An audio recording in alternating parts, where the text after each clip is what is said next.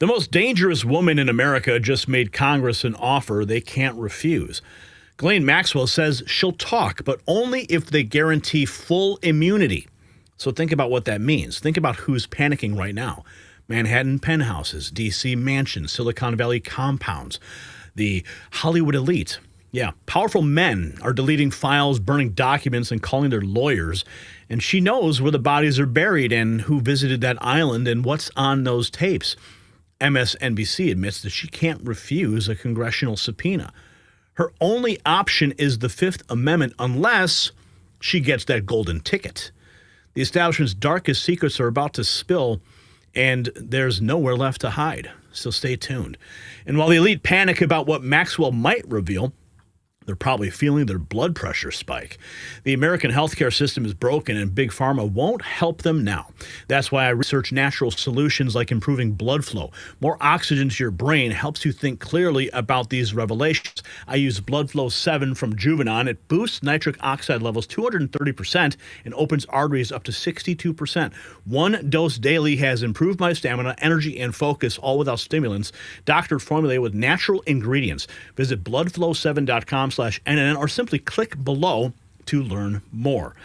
Now, President Trump returning from Europe on Air Force One, making headlines with this statement, talking about the workers that were at his Mar-a-Lago club in West Palm Beach, asking about Jeffrey Epstein recruiting his help and his staff. Listen. Mr. President, Epstein has a certain reputation, obviously. Just curious, were some of the workers that were taken from you, were some of them young women? Were some of them young women? Well, I don't want to say, but everyone knows the people that were taken. And it was the concept of taking people that work for me is bad. But that story's been pretty well out there. And the answer is yes, they were. Yes, they were young women. What did they do? In the spa. Jobs? In the spa? Yeah, it's people that work in the spa. I have a great spa, one of the best spas in the world at Mar-a-Lago. And people were taken out of the spa, hired by him. In other words, gone.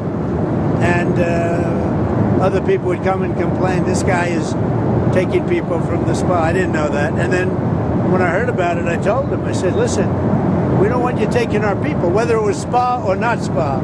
I don't want him taking people. And he was fine, and then not too long after that, he did it again, and I said, out of here. Mr. President, did one of those stolen, persons, that include Virginia Giuffre? I don't know. I think she worked at the spa. I think so. I think that was one of the people, yeah. He stole her. And by the way, she had no complaints about us, as you know. None whatsoever. Now, I was told that President Trump had to cut his entire trip, cut it short. There was an entire meet and greet that was scheduled. President Trump was going to go meet the golfers at his club, but he had to return home, emergency, cut everything short, got on Air Force One, and jetted back to Washington, D.C. And I was told that he had to stop another war, right? That's what he had to stop. Supposedly, we're going to try to find out more information on what triggered his emergency departure from Scotland. However, this occurring on Air Force One as he was leaving. And then we have this. This is 6 hours ago. Dropkick Murphys playing a stunning montage of Donald Trump and Jeffrey Epstein at their concert. Can you believe that? Democrat Wins Media posting this. How shameful. And look what they're putting on the screen here. All these people in this concert screaming and chanting and the band just going nuts, calling him a first-class loser, showcasing pictures and video of Epstein that we've all seen over and over again. Nothing new here. So it's shocking, though. But I want to make something clear about what President Trump said about the young girls who were working in the spa. Now, we know that Jeffrey Epstein, one of his actions was to have these women perform massages, and then, of course, it would lead to other things. Now, of course, that's where he would try to recruit these people from Mar-a-Lago, Trump getting pissed off. Now, according to Florida law, it does allow 16-year-olds to work without restrictions on hours. Mar-a-Lago legally employed teens for hospitality roles, same as every golf resort in the state. The real scandal isn't Trump hiring a 16-year-old, it's Epstein trafficking her afterward. And that's according to Gab AI posting that.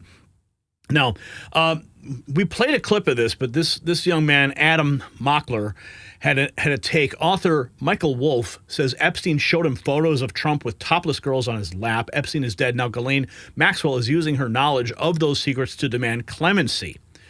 So this is the claim being made by Michael Wolff. And this could also, if it's in fact true, which I don't believe that it is, maybe he's just trying to sell books. But if the Democrats are running on this guy's account, maybe that's why they want to see these Epstein files released, because they believe whatever Michael Wolff says is true. So take what he says here with a grain of salt. The secret. And it was Trump with girls of an uncertain age at Epstein's Palm Beach house. There are two in which Trump is, the girls, topless girls, are sitting on Trump's lap. And then a third in which he has a stain on the front of his pants. Michael Wolff interviewed Jeffrey Epstein repeatedly after Epstein and Trump had fallen out. Epstein no longer likes Trump, so he begins to show all of this incriminating evidence that he has. Then Epstein goes to jail. He mysteriously dies under Trump.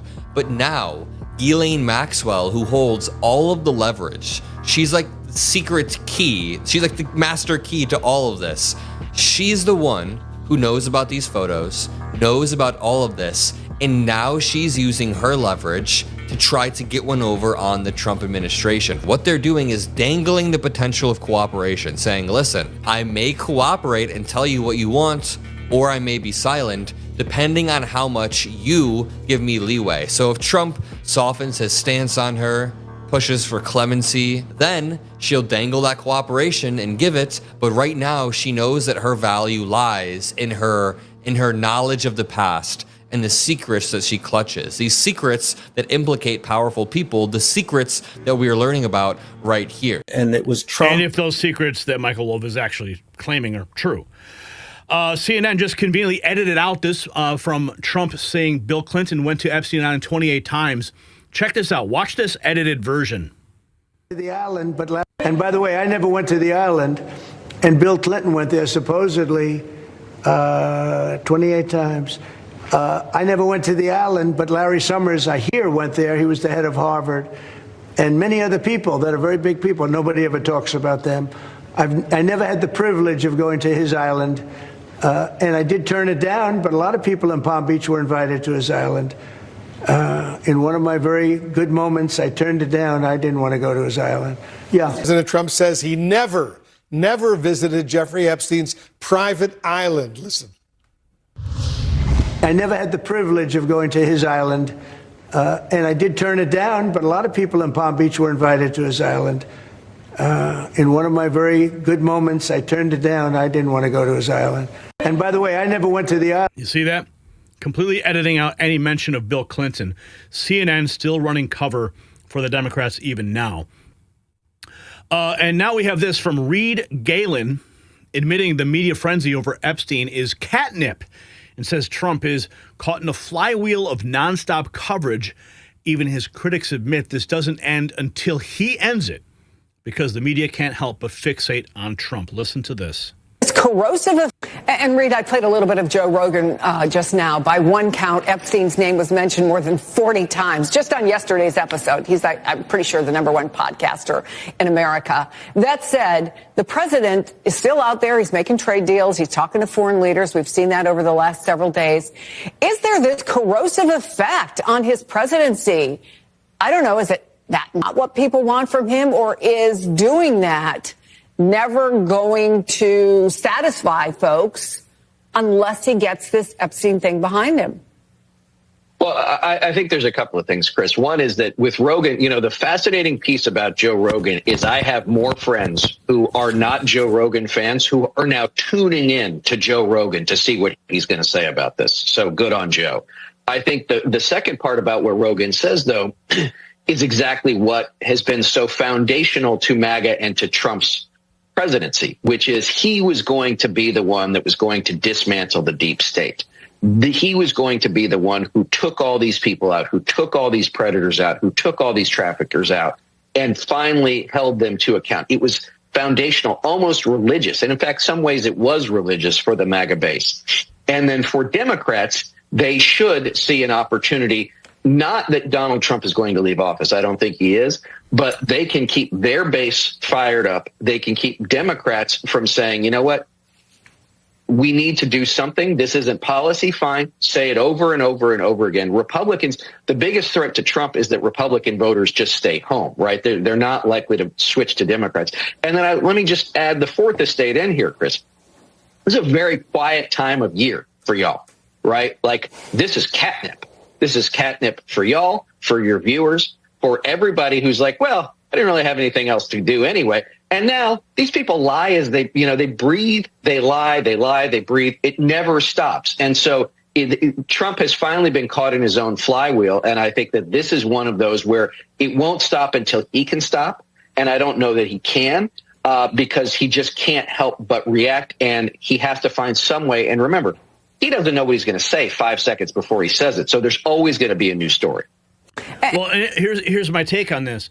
Okay, he says Trump can't stop. Trump can't stop talking about it. Okay, we've seen the press conferences. We've seen the media continually ask questions of the press secretary, Caroline Leavitt. I mean, we just saw they asked him while he was in Europe. Okay, in front of world leaders, they're asking him these questions. So the media is continually driving the narrative.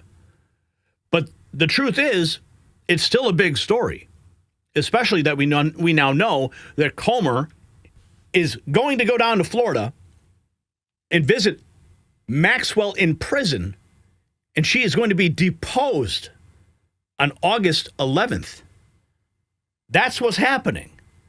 And just a couple days ago, the DOJ, with Pam Bondi at the head, yes, I know how you feel, but the DOJ, with Pam Bondi at the head, they talked to her for 2 straight days. And she dropped over 100 names during that conversation. Now, it's yet to be known what she's going to say to Comer's committee when they go and depose her. Or what about other people? Are other people going to come forward? Other people that are connected to this? That may have a missing piece of the puzzle? I mean, this conspiracy, this trafficking conspiracy that revolves around Epstein and Maxwell, there's a lot of people involved. So this is all happening, but the media is continuing to drive the narrative. Let's continue here. We have more. Okay, so here is MSNBC's Lisa Rubin says Ghislaine Maxwell doesn't have the right to refuse a congressional subpoena. The only option, invoke the fifth. If they want to push it, she has to comply. Listen. Yeah, the in-public clemency, we're happy to come before you. So that's the key. They lay out these different things that they want.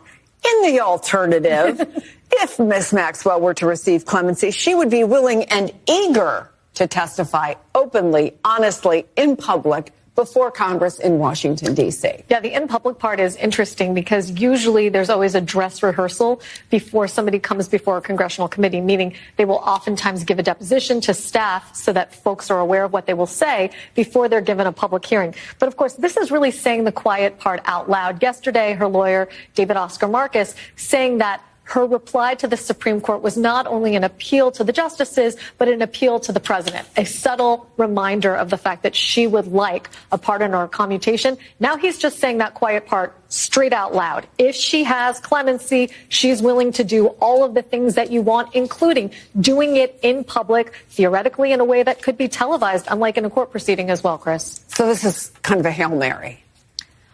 It is a Hail Mary in the sense that she doesn't have the right to refuse a congressional subpoena.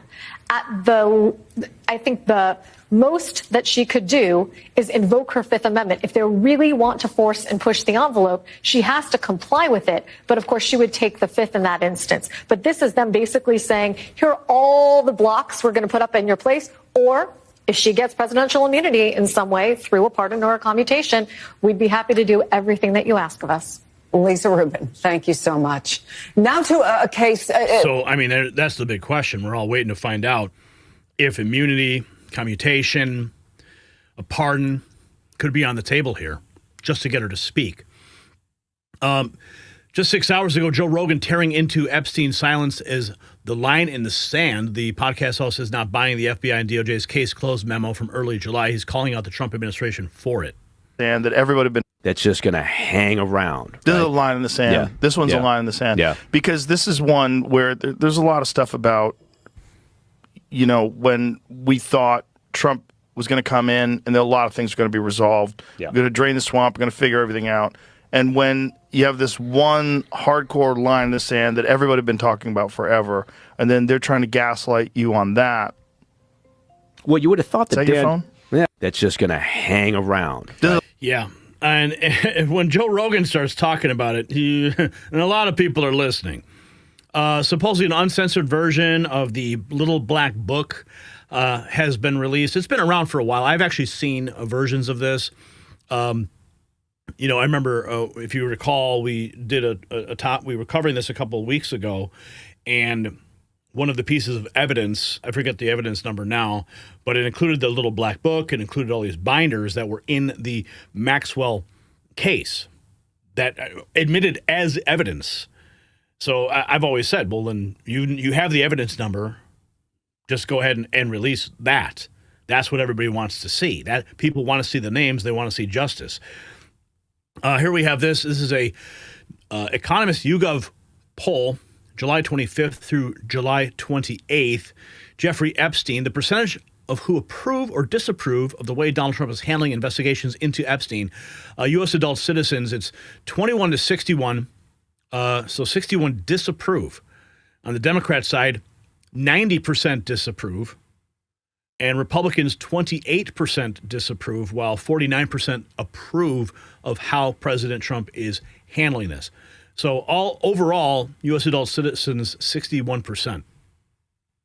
Here's the chart that goes along with that. Now, this is interesting, too. Ghislaine Maxwell telling a reporter, supposedly, that Epstein had tapes of Trump and Clinton. They write that she can't deny saying this now, whether pardoned, and of course, this person clearly biased, calling him traitor felon 45 or not. This was from the Independent UK. Ghislaine Maxwell telling a reporter Epstein had tapes of Trump. We could dive a little deeper here and see what this is all about. This is from the Independent. Let's see if we can pull up this for you to read along with me.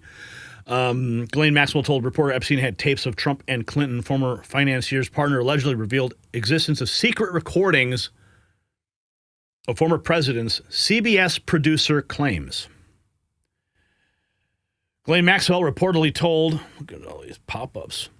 Ghislaine Maxwell reportedly told a journalist that Epstein recorded tapes of Presidents Donald Trump and Bill Clinton, who were former acquaintances of the disgraced sex offender.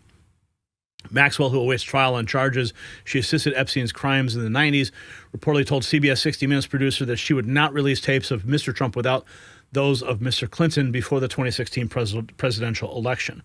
Okay, so this, I should point out, this is an article from February of 2021, February 22nd of 2021. That's when this article hit the wires. So that's just keeping that in the back of your mind there, that she claims she has all this. And she could be using all of this as leverage to get that pardon. Ghislaine Maxwell threatened the life of many of the victims. According to their testimonies under oath over decades, survivors of Epstein and Maxwell should be heard first. And here is, just a few days ago, Epstein accuser Maria Farmer on Ghislaine Maxwell. I've never met a more predatory, terrifying human being in my entire life. Listen. Predator. I've never met a more predatory, terrifying human being in my entire life, and neither had Virginia Giuffre, and neither has Annie, or Anushka, or many girls like Shantae Davies. There's hundreds of us that were preyed upon by Ghislaine Maxwell. She's a very dangerous person, and she threatened my life on many occasions. I've had to move and be in hiding because of this predatory child predator and just victim predator. So it's completely unacceptable for anyone to call her a victim. The woman is not a victim. She's a victimizer. I've never met. And that's terrifying to think that she could be granted a pardon. She could be given clemency, a commutation in exchange for her testimony when women like that are still living in terror of her. And this post here from Ginger K. Chuck Schumer is an expert on sex scandals because he's been involved with many of them. And here is the Hollywood madam, Heidi Fleiss. The photograph says, remember when this girl, Hollywood madam Heidi Fleiss, had this guy's name in a red book as one of her high-paying customers? Never forget. And the picture attached is Chuck Schumer. And then we have this just 6 hours ago coming out, Chuck Schumer, who is married to a Dixie chick oddity that looks like Austin Powers, received thousands in donations from Jeffrey Epstein in 2019. Oh, so now we're learning that Schumer got thousands in dollars in donations from Jeffrey Epstein. Ghislaine Maxwell's attorneys 8 hours ago breaking said she'd agree to a congressional deposition after the Supreme Court adjudicates her case. She requires full immunity to be free from incriminating herself as well. Team Maxwell also said that if Miss Maxwell were to receive clemency, she would be willing and eager to testify openly and honestly in public before Congress in Washington, D.C. She welcomes the opportunity to share the truth and to dispel the many misconceptions and misstatements that have plagued this case from the beginning. Maxwell offers to testify before Congress, but with major conditions, including immunity. The author of this piece, Caitlin Collins, White House correspondent for CNN, who I've worked alongside in multiple instances at the White House. So here is the latest that we have for you from the Epstein case. We're going to continue to track this, bring you the latest as it happens. If you got value from this report, tap subscribe. My final thought is next. So we're witnessing the ultimate prisoner's dilemma. Ghislaine Maxwell holds the keys to the kingdom of corruption. Names, dates, recordings that could topple governments. Congress knows it, she knows it, and every sweating elite from Wall Street to Washington knows it.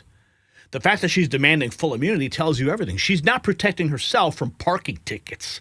She's protecting herself from revealing crimes so massive and so systemic that even speaking about them could destroy her. And Joe Rogan's right. This is a line in the sand moment. The FBI wants it buried, but 61% of Americans smell the cover-up. So here's the question. Do you believe that Maxwell actually has tapes of presidents and princes? Do you think she made copies of them and distributed them so that if there was ever a moment that she needed to say, release the tapes, she could send out a coded message, a dead man switch? Answer yes or no in the comments below. Let's continue the conversation. And remember, our merch shop has design that trigger elites as much as Maxwell's testimony would. So go on over to shop.nextnewsnetwork.com. And as Mark Dice would say, check them out.